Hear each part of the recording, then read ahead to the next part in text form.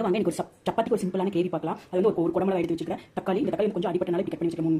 ஒரு 2 தக்காளி, கொஞ்சம் கொத்தமல்லி தழை, ஒரு பெரிய வெங்காயம், 3 பச்சை மிளகா, ஒரு 3 உருளைக்கிழங்கு எடுத்து வச்சுக்கிறேன். 3 கேரட், ஒரு பூண்டு, ஒரு பல்லு பூண்டு, தேவையான அளவுக்கு இஞ்சி. இந்த 3 காரமே போதும். பச்சை மிளகா, இஞ்சி, பூண்டு. தாளிக்கிறதுக்கு வந்து கடுகு, ஒரு ஸ்பூன் பெரிய சீரகம், சின்ன சீரகம், சோம்பு, கடுகு. இது வந்து காஞ்ச வெந்தயக்கீரை கொஞ்சம் 1/2 கப்பு லாஸ்ட் இது போடுறதுக்காக. இதனால இந்த சப்பாத்தி கிரேவி வந்து நல்லா டேஸ்ட்டாக இருக்கும். சிம்பிள் தான், சீக்கிரம் குக் பண்ணிடலாம். முதல்ல வந்து வெங்காயத்தையும் தக்காளியும் நம்ம அரைச்சி எடுத்துக்கலாம். அது கூட பூண்டு இஞ்சியும் அரைச்சிக்கலாம். முதல்ல பாருங்கள், 3 பச்சை மிளகா, இஞ்சி நல்லா கட் பண்ணி வச்சுக்கிறேன்.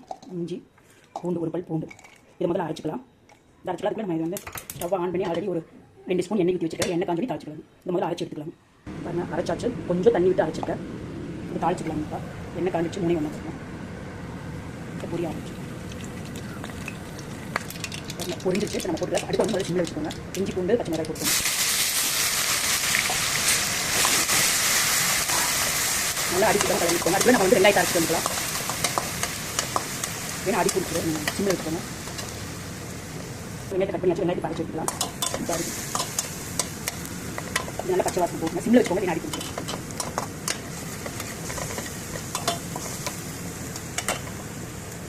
குக்காவுக்கு மாதிரி நம்ம வெங்காயத்தை அரைச்சி வச்சுருந்தோம். வெங்காயத்தை நல்லா பேஸ்ட் மாதிரி அரைச்சி எடுத்தாச்சு. இதுவும் பச்சை வாசனை போயிடுச்சு.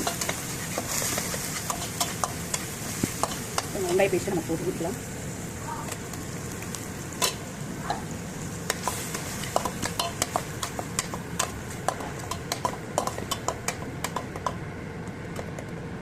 நல்லா குக் ஆகும். ஒரு 5 நிமிஷம் குக் ஆகும். அதுக்கு நம்ம தக்காளி கட் பண்ணி அரைச்சி விட்டுக்கலாம். வெங்காய குக்காவுக்கு கூட நம்ம தக்காளி அரைச்சி விட்டுக்கலாம். வெங்காயம் வணங்கிட்டு இருக்கு. அது கூட தேவையான அளவுக்கு உப்பு போட்டுக்கலாம். உப்பு போட்டால் அந்த வெங்காயம் சீக்கிரம் வணங்கிடும். நல்லா கலரி விடணும். இதுக்கு தேவையான அளவுக்கு மஞ்சள் தூள் போட்டுக்கோங்க. ஒரு 1/4 ஸ்பூன். நல்லா கலரி. 1 ஸ்பூன் கொத்தமல்லி தூள் போட்டுக்கோங்க. அப்படியே கலரி விடணும். இது நான் கலரி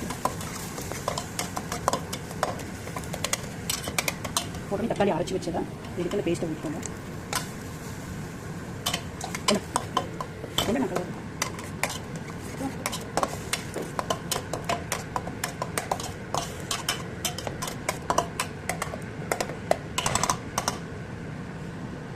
கொஞ்சம் நேரம் அப்படியே விட்டுருங்க. அடிப்பிடிக்காம கலரி விட்டுருங்க. ஒரு 5 நிமிஷம் குக்காக இருக்குங்க. பெருக்கிட்டு அதனால நம்ம கட்டு போட்டு வச்சுக்கலாம். அதுக்குள்ளே நம்ம காயில் கட் பண்ணிக்கலாம். குடமிளகா, 3 கேரட், ஒரு உருளைக்கிழங்கு கட் பண்ணிக்கலாம். அங்கே காயில் கட் பண்ணியாச்சு. இப்போ வந்து ஓப்பன் பண்ணி பார்த்துக்கலாம். குக் ஆகிடுச்சு. பச்சை வாசனை போயிடுச்சு. நல்லா கலரி விட்டுக்கலாம். சிம்மில் வச்சிங்கன்னா அடியே பிடிக்காது. நல்லா குக் ஆகிடுச்சு. பாருங்கள், அங்கே எண்ணெய் பிரிஞ்சு வர ஆரம்பிச்சு. நம்ம இப்போவே போட்டுக்கலாம். உருளைக்கிழங்கு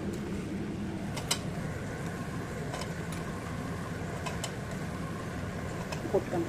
நல்லா கலரி விட்டுக்கோங்க.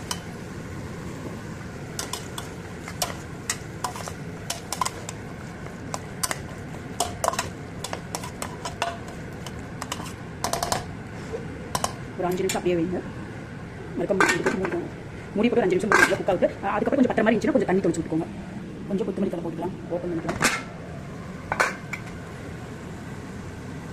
அடிப்பிடிக்கிற மாதிரி இருந்துச்சுன்னா கொஞ்சம் பத்திர தண்ணி விட்டுக்கோங்க. நல்லா குக் ஆகட்டுங்க. இது குக் ஆகிறதுக்குள்ளே நம்ம வந்து சப்பாத்தி எடுத்து போட்டுக்கலாம். சப்பாத்தி சுட்டு எடுத்துக்கலாம். கல்லை வந்து ஆன் பண்ணிக்கோங்க. ஆகட்டும். குக் ஆகிறதுக்குள்ளே வந்து சப்பாத்தி சுட்டு எடுத்துக்கலாம். சப்பாத்தி குக் ஆகிடுச்சுன்னு பார்க்கணும். அடிப்பிடிக்கிற மாதிரி தண்ணி வச்சுக்கோங்க. அடிப்பிடிக்கலாம். சிம்மில் வச்சுட்டு பண்ணுங்க.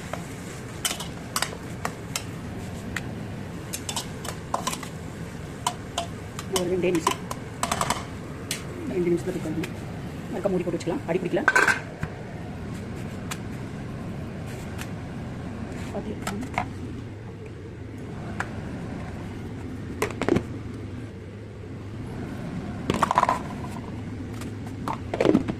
அங்கே வாங்க குக் ஆகிடுச்சு. ரெடி ஆகிடுச்சு. கிரேவி நல்லா ரெடி ஆகிடுச்சு. சூப்பராக வந்துடுச்சு.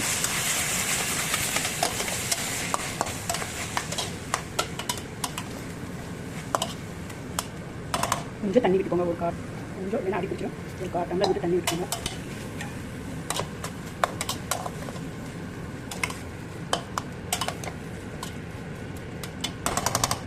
இது ஒரே ஒரு நிமிஷம் அப்படியே தண்ணி சுண்டுக்குங்க. நம்ம கொத்தமல்லி எடுத்து மாதிரி பண்ணிக்கலாம். மீறி கொத்தமல்லி தலை எடுத்து விட்டுருவோம்.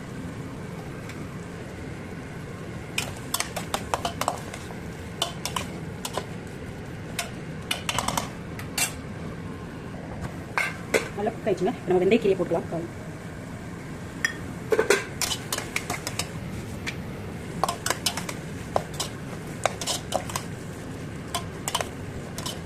வெந்தயக்கீரை போட்டேன்னு ஒரு நிமிஷம் இருக்குதுங்க. அப்படியே ஊறி போட்டுருங்க.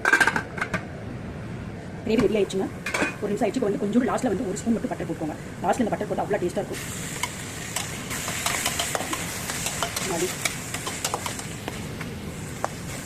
ரெடி ஆயிடுச்சுங்க கிரேவி. அவ்வளோதான்.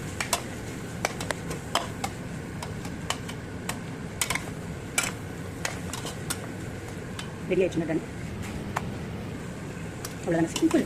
ஒரு 1/4 மணி நேரத்தில் பண்ணி முடிச்சுக்கலாம். கிரேவி அவ்வளோ டேஸ்ட்டாக இருக்கும். சிம்பிள் தான். என்ன வெஜிடபிள் இருந்தாலும் போட்டுக்கலாம். என்ன காய்கறி இருந்தாலும் போட்டுக்கலாம். அவ்வளோதாங்க. அதில் ரெடி ஆச்சு. நீங்கள் பண்ணி பார்த்து எப்படி இருக்குன்னு சொல்லுங்கள். ஓகேங்க. ரெடி ஆயிடுச்சு. நம்ம கிரேவி போட்டுக்கலாம்.